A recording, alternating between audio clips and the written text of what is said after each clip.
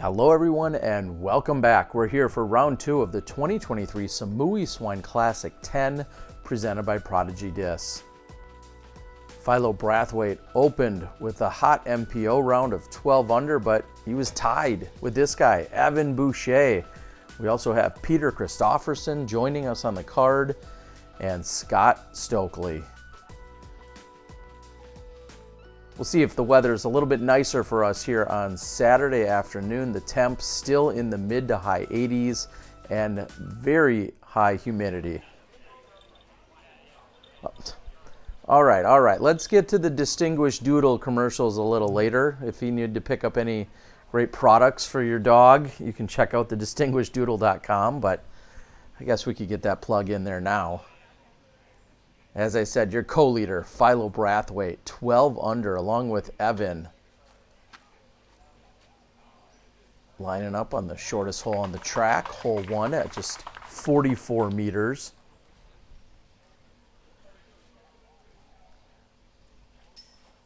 Evan Boucher traveling around, playing some golf. Sounds like he's made a little career change just recently. I know he's an engineer working in solar. And it sounds like he's taking his show on the road and enjoying some life all over. Peter Christoffersen, what a story to him. If you are a Raised by Wolves fan, he's Cleaver. That's right. He is on HBO Max. They have just renewed for season number 2 for Raised by Wolves. And Peter is one of the significant characters in that program. I'll be the first to admit I did not know that coming into this weekend, but the Danish actor has a pretty extensive career of acting, and super excited to see him here on our lead card.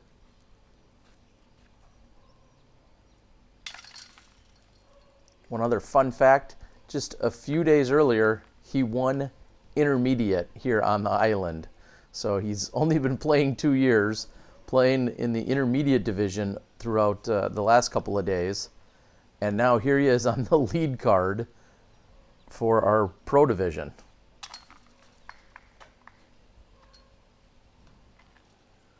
Unfortunately, he's going to open with a par, and I say that in that sense because you really need to get hole number 1, which will also double up later as hole number 12.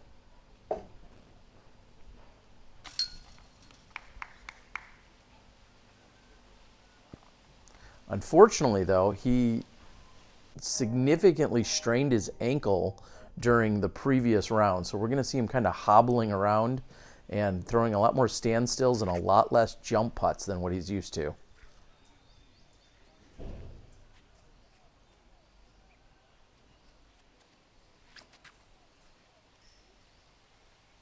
Philo puts a little too much on that, turns it over, doesn't give you enough time to catch edge or get flat and possibly skip back.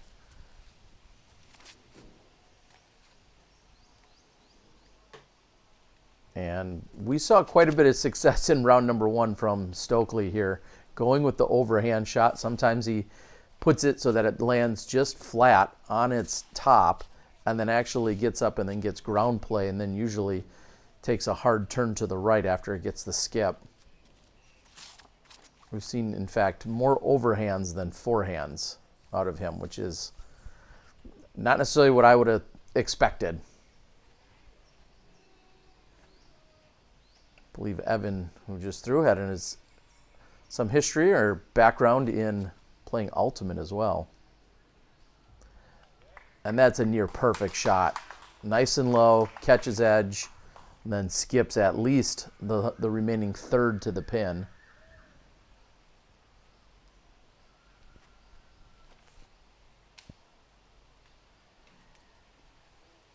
Oh, could you sense the ultimate style there? Yeah, very much so by Evan. Great tool to have out here, a little extra forehand action.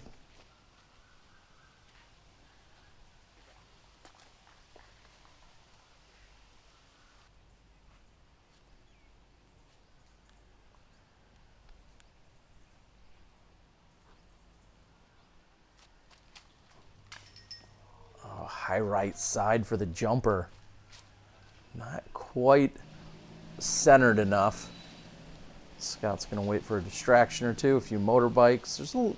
There's a number of things, of course, very busy here on the island in various parts. So far, the record that I've seen this trip has been 5. That's an entire family of, well, I'm assuming the entire family, but at least 5 family members on a single moped.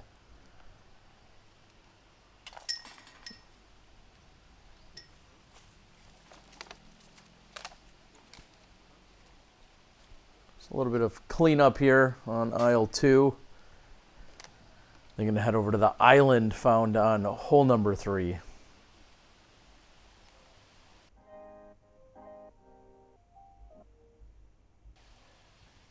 Quick tip, as much as I like to push my boxes for shipping discs, not real convenient to get things shipped here onto the island. So if you're going to come, make sure you're packing extra of everything, because getting it shipped here from off the island, not so easy. And that doesn't find the island, so that's going to be out of bounds for Peter, and he's going to head to the drop zone from there.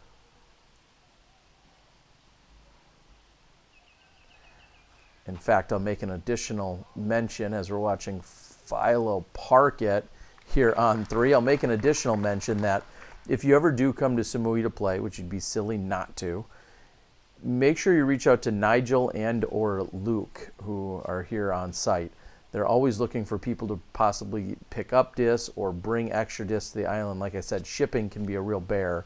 So anytime anybody comes to the island, really from any other country, if there's additional luggage, or luggage available that you could possibly bring and order a shipment of discs, they'll make it worth your while. So please reach out to them.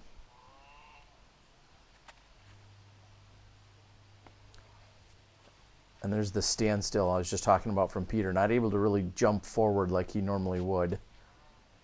And this is a really testy putt, because that OB is directly behind the basket. So if you give it any more than that, as they've brought in the island line, you can certainly find yourself out of bounds.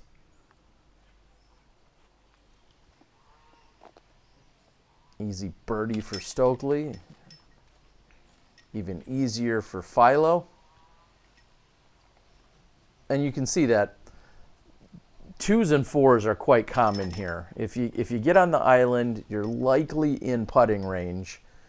However, if you miss the island, you're almost for sure taking the 4.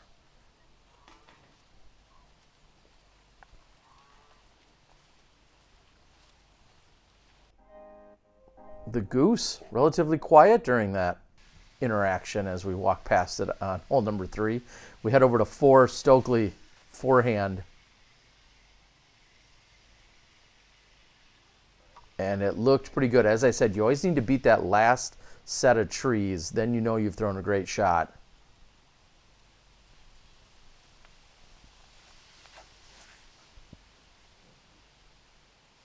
That's low, but it does get a good kick, so Philo should at least be able to have a clear or relatively open approach to the basket.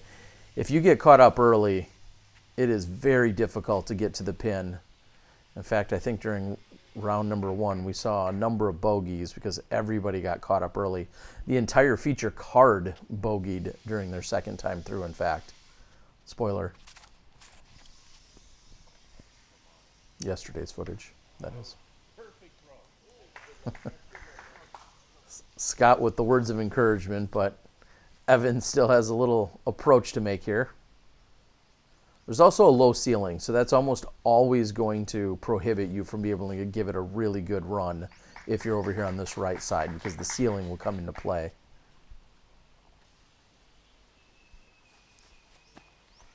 Oh, well, Philo, no need to even get it above the basket at any point there, as he's going to concede and take the 3.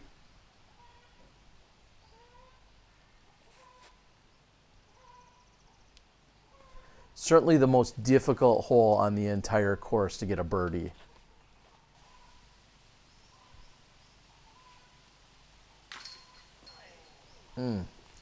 Light left side for Stokely.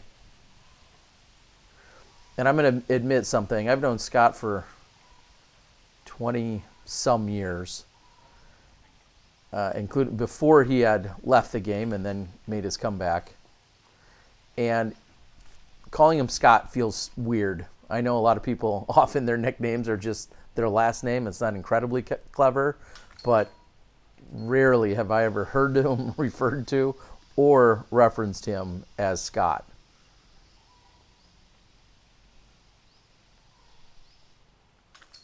We got partnered up when he came through and did doubles many years ago, 1997. Yeah, I'm that old.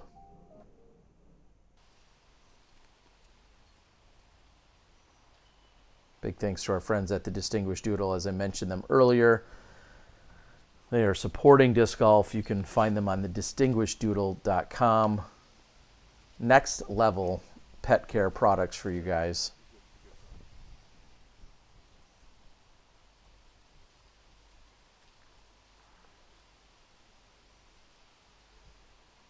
"305 feet. I believe this is the longest hole on the course.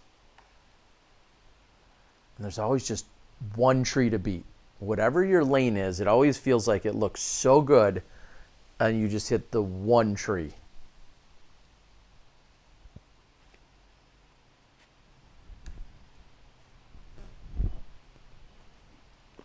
It's going to be left side, flirting with the OB line, but at about a meter or two short of it.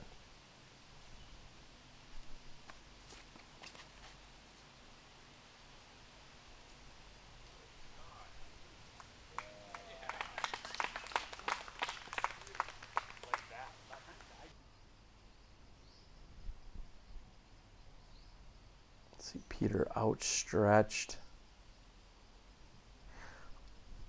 I don't know what this guy's doing, but the fact that he's got this many skills and he's only been playing 2 years, I think is incredible.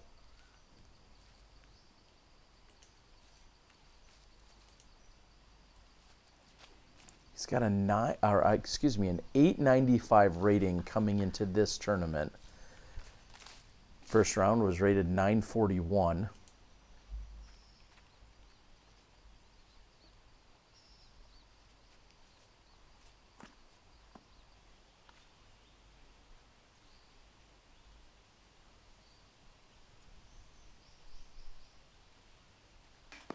And that effort is short. So it's going to be a bogey here for Peter.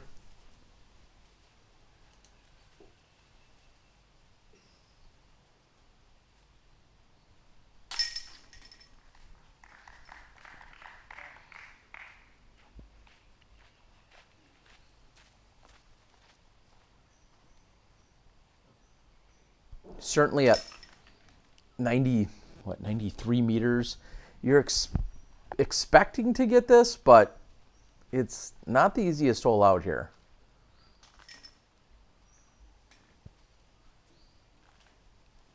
And that's the par job. Definitely one of the closest shots. I believe I've seen one hit chains a few years ago, but that is the closest shot that you could possibly ask for. Park job with a putter.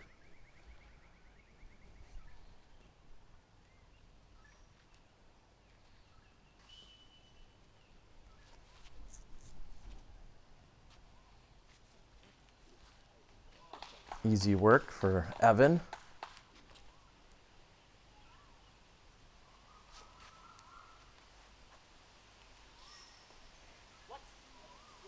Oh, and look at this roll.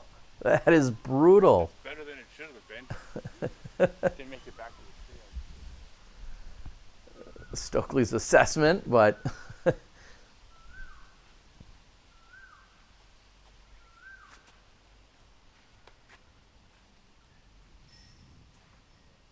so try to kind of just scoot around the back of Philo there to get a good look.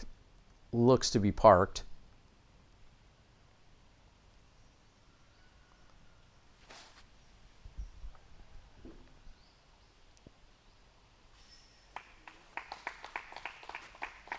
And easy forehand for Peter.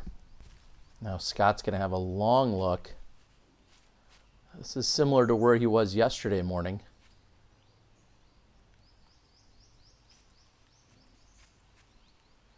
told me he's going to put it in. Oh, can you like do CGI to make that go in?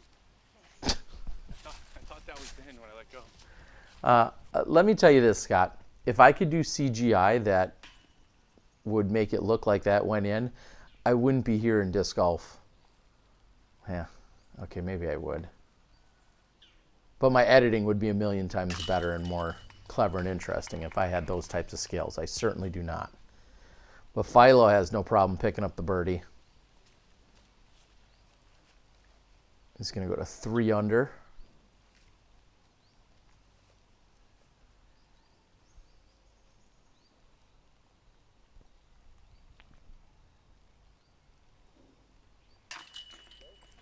And speaking of movies, CGI and such, let's talk briefly. Let me know if you watch Raised by Wolves that Peter is in. Scott making the joke that he told Peter he could go due to flow of play, but then jokingly gave him a warning for going out of turn. Oh, Scott, you jokester. But that's what I'd like to know in the comments. If you watch it, if you have any interest in watching it, I'll try to remember to put a link or something in the actual video comments as Evan launches that left side out of bounds. I don't have HBO Max personally, so I know I'm missing out on a ton of great stuff, but now I'm really intrigued to go back. They have 1 season of Raised by Wolves, and the 2nd season, I believe, was just announced that it's going to continue on. So, for all you Raised by Wolves fan, make sure you check it out.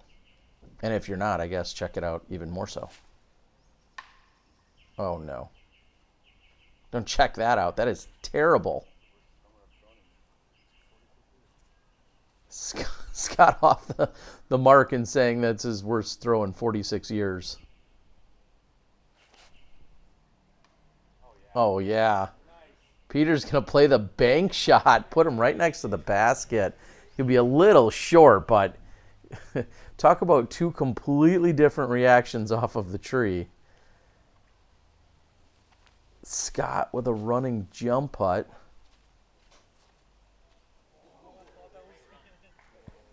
I was so excited.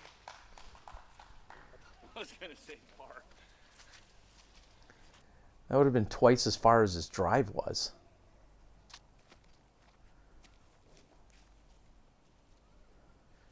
So Evan's attempt at saving par there is off the mark. He's looking at a 4. Philo now with an opportunity to gain some strokes on the rest of his card mates.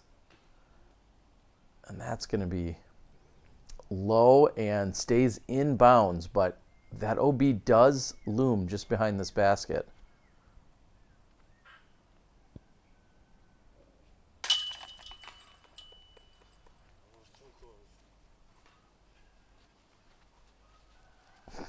After the round, I know Nigel had asked and said, not only how did he take a 4, but then found out the tree that he hit and was quite shocked because that's not exactly what you'd anticipate on this hole. Of all places to either go out of bounds or trees to hit, the one that Scott hit was one of the least likely.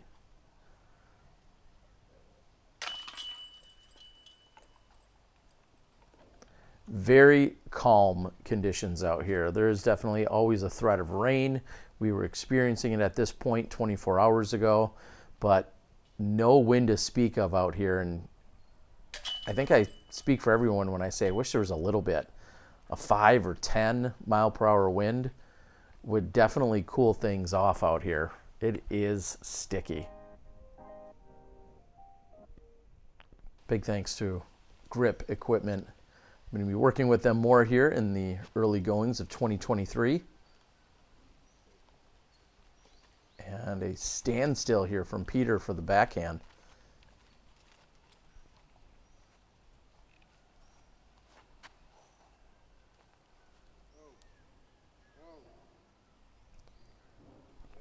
Me being predominantly a righty backhand thrower, I just think that's the perfect shot. The high, fading, stalling, kind of gentle hyzer up and around. Granted, I don't think I'd have any other shot. Well, you see Evan here going with the lower, a little bit more direct flat route. I think he's throwing a Firebird. And a completely different approach here that we'll see from Scott.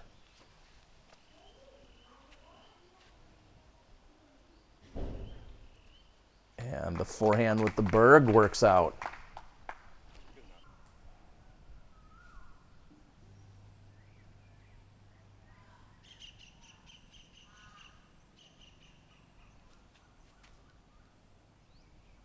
That's got to be so tough. You see him kind of gingerly move forward, trying to prevent yourself from jump putting when that's part of your normal routine. That's got to be really weird as well. Scott's putter has been on, I'd say, for this first round and a half thus far. I can't think of any putts that he absolutely should have made that he didn't convert on. Now Philo's got a good look here to save or to pick up a birdie.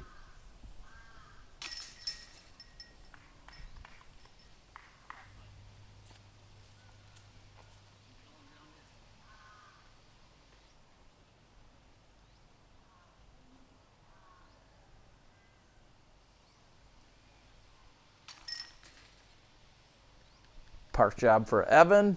That's going to result in a birdie as well.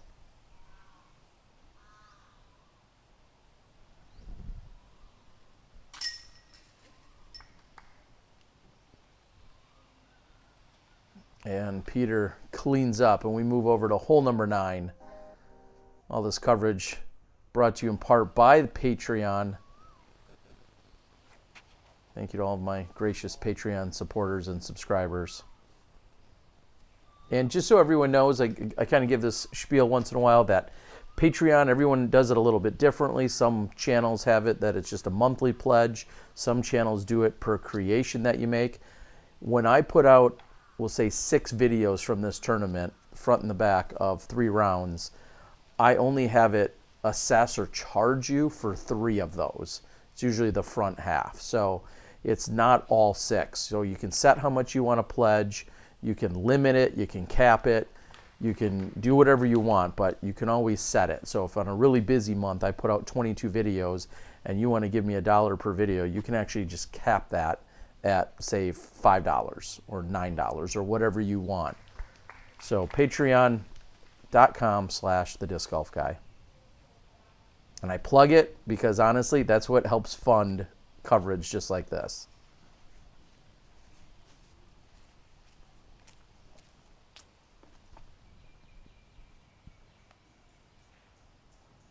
I believe Philo's 2 for 2 on this in round 1. See if he can keep the train rolling. And he birdies it again.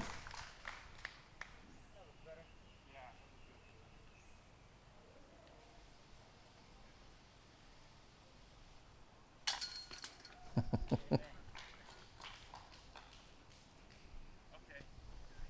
Now we're even on the spit out. That shouldn't have stayed. Scott doing some math on the karma. Thinking back to hole number 5 where it didn't stay in for him. Or correction, hole number 4 that didn't stay in for him, and that one did. So he'll take it. Good birdie here by Peter.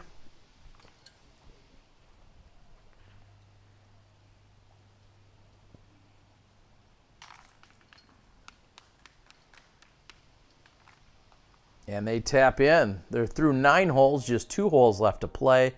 Of course, this is an 11-hole course that they'll play twice through to make for a daily 22-hole round.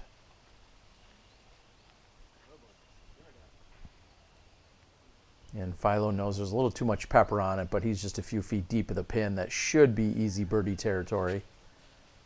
Scott with the seemingly less conventional route way off to the left side.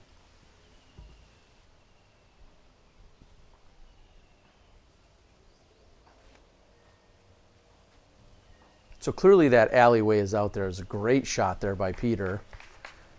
I guess when I'm thinking less conventional, I think of it from the overhand perspective as opposed to the forehand.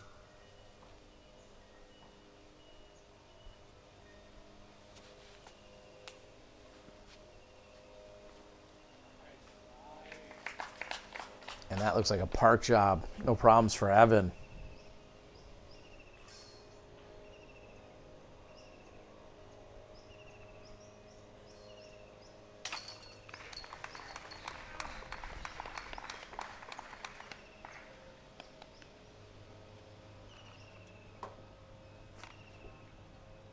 Easy work for Philo. Stokely, who's pin high just left of the basket, has about the same distance, maybe a few feet closer, no problem. He easily picks up the birdie. He's going to move to 5 under through 10 with just hole 11 left to play in this front half.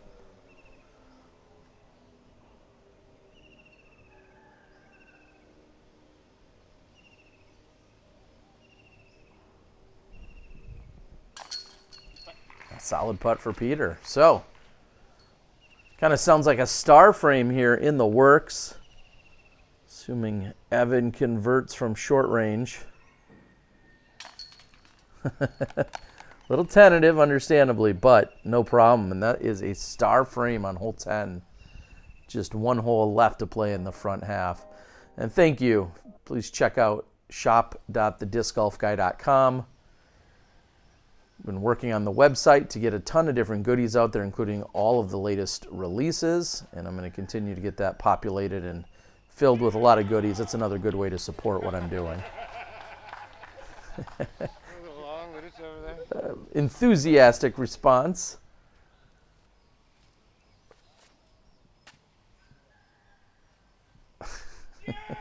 The effort in which Stokely throws that. Looks like it's about 20% power. Well, probably is.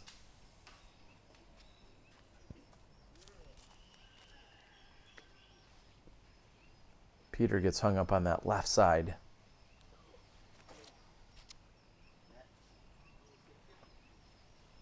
And straight away for Evan. He'll at least have a look for the birdie.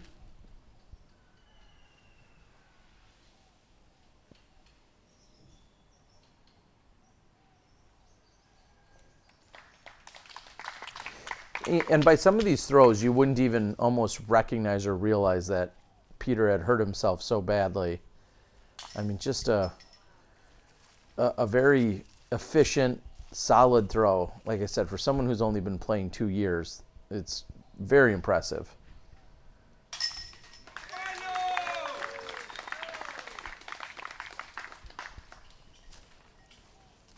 Tournament Central and headquarters hanging out, taking in some of the action. The amateurs and other divisions, a few of our AM divisions and a few of the age-protected divisions all played in the morning, as they'll do all 3 days, Friday, Saturday, and Sunday.